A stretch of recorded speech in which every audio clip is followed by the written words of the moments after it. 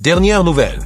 Javier Tebas pourrait bannir un joueur du Real Madrid de la Liga après l'affront de Florentino Pérez. Avant de continuer, abonnez-vous à la chaîne et activez la cloche pour recevoir toujours les nouvelles vidéos. Depuis son arrivée au Real Madrid, Arda Güler a été traité comme l'une des plus grandes promesses du football européen.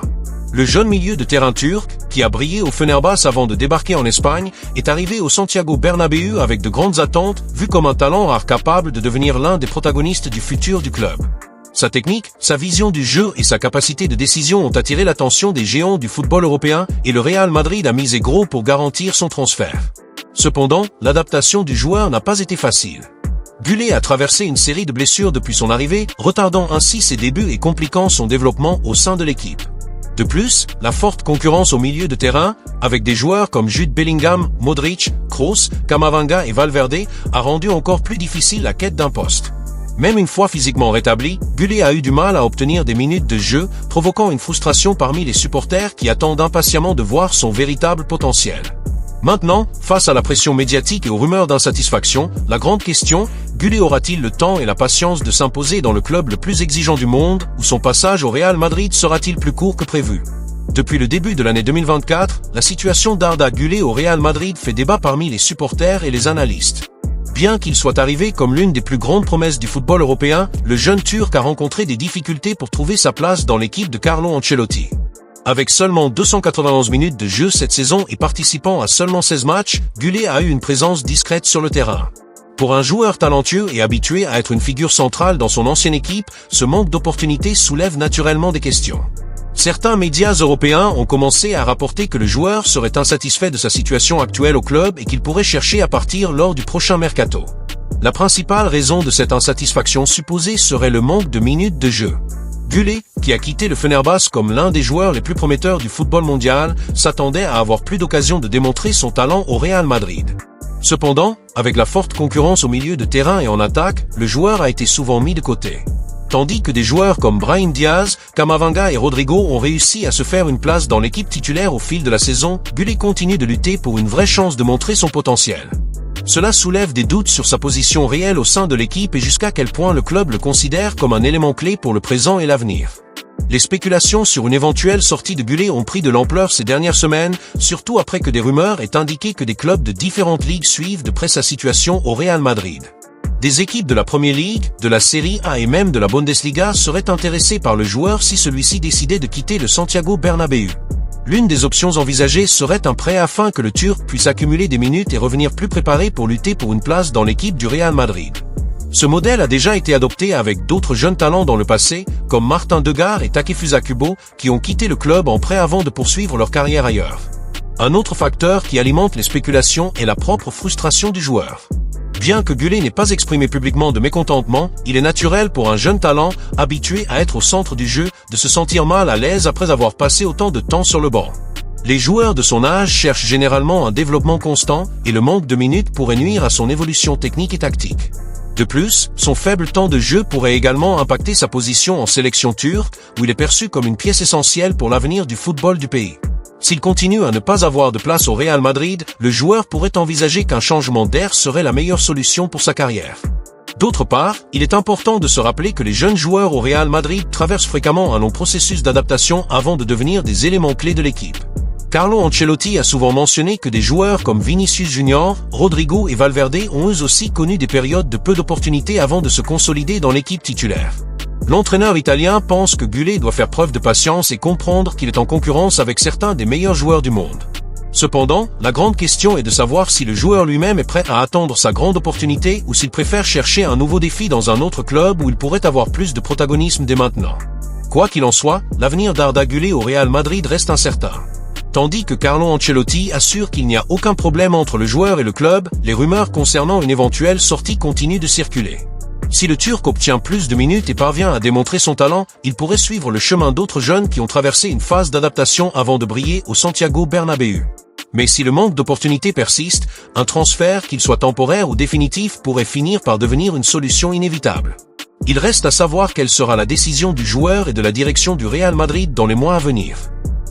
Javier Tebas tente à nouveau contre le Real Madrid. Le football espagnol traverse l'un des moments les plus tendus de son histoire récente. L'affrontement entre Florentino Pérez, président du Real Madrid, et Javier Tebas, président de la Liga, n'est pas seulement une question d'ego, mais une véritable bataille pour l'avenir de la compétition. Tout a commencé avec les déclarations controversées de Tebas, qui, ces dernières années, s'est fait connaître pour ses critiques constantes envers le Real Madrid et la gestion du club. À plusieurs reprises, il a insinué que le Real Madrid tentait de manipuler les coulisses du football espagnol pour obtenir des avantages, une accusation vigoureusement niée par Florentino Pérez.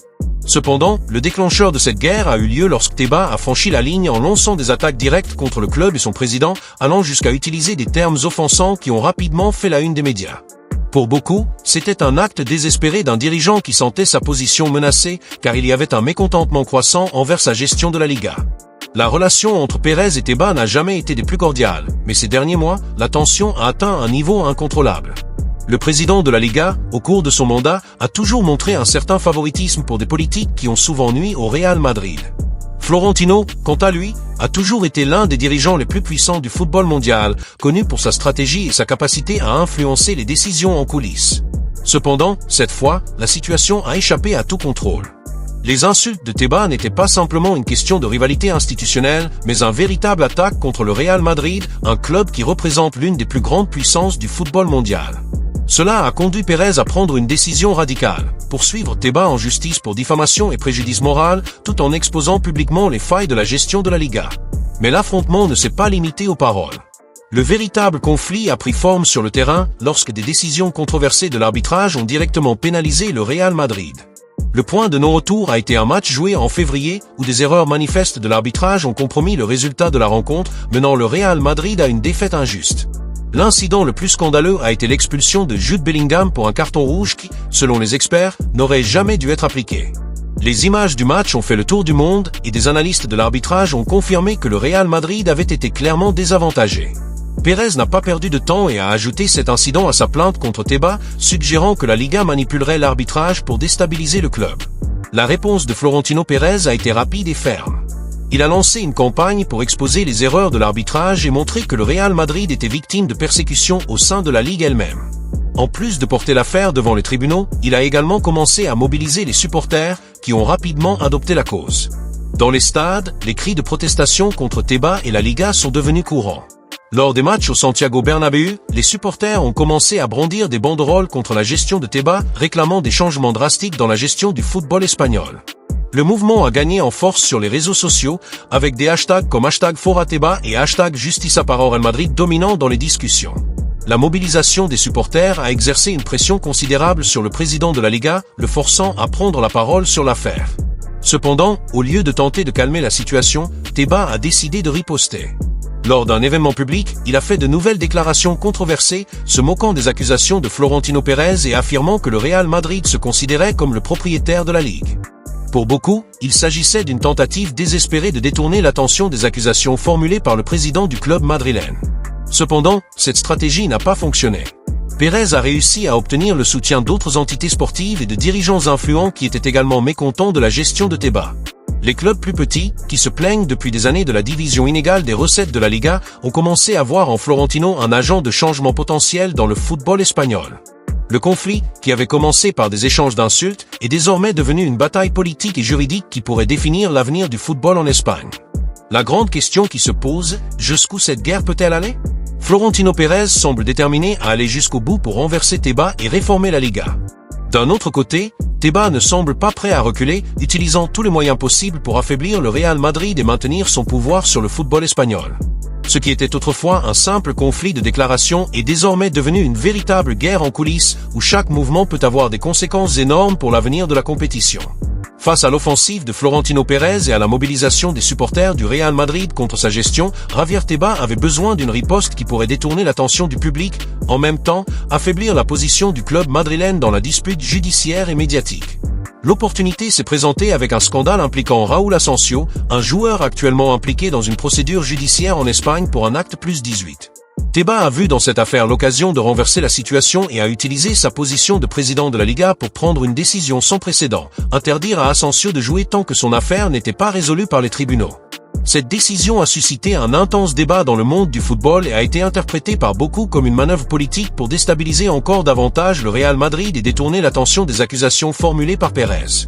Historiquement, la Liga n'avait jamais imposé de sanctions à des joueurs ayant des affaires en cours devant la justice avant qu'une sentence définitive ne soit rendue.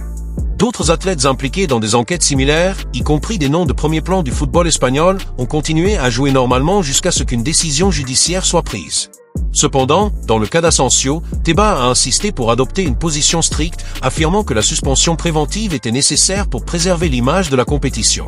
Cette sélectivité dans l'application des règles a suscité des soupçons sur le fait que la décision n'était pas uniquement motivée par des principes éthiques, mais par une tentative évidente de nuire au Real Madrid en plein conflit avec Pérez. Les supporters merengues et une partie de la presse sportive ont immédiatement remis en question pourquoi d'autres joueurs sous enquête pour des situations similaires n'avaient pas reçu le même traitement. Pour beaucoup, cette attitude a révélé une fois de plus le biais de Tebas contre le club, renforçant le récit selon lequel le président de la Liga avait un intérêt particulier à nuire au Real Madrid. Florentino Pérez, qui avait déjà mobilisé sa structure juridique contre Tebas, a ajouté cette nouvelle décision à son arsenal d'arguments. Dans des déclarations internes et lors de réunions avec des alliés stratégiques, il a clairement indiqué qu'il s'agissait d'une nouvelle preuve que la Liga était utilisée comme un outil de persécution contre le Real Madrid.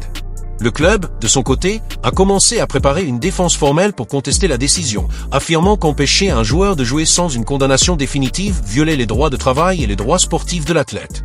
Des avocats spécialisés en droit sportif ont été sollicités pour étudier le cas et chercher des moyens de renverser la suspension imposée par Tebas. L'objectif de Florentino était double. D'abord, garantir qu'Asensio ait le droit de jouer pendant que son affaire était toujours en jugement. Et ensuite, exposer publiquement l'autoritarisme et la partialité du président de la Liga.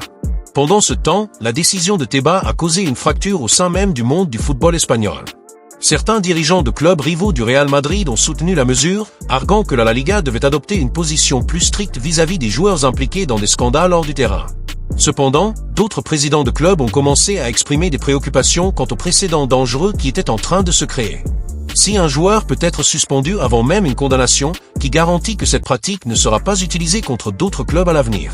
Cette question a commencé à prendre de l'ampleur, et Tebas a commencé à faire face à des critiques même de secteurs qui le soutenaient habituellement. Des experts en droit sportif se sont également joints au débat, avertissant que la décision d'empêcher Asensio de jouer pourrait ouvrir la voie à une vague de procès contre la Liga elle-même, ce qui mettrait l'entité dans une position juridiquement vulnérable.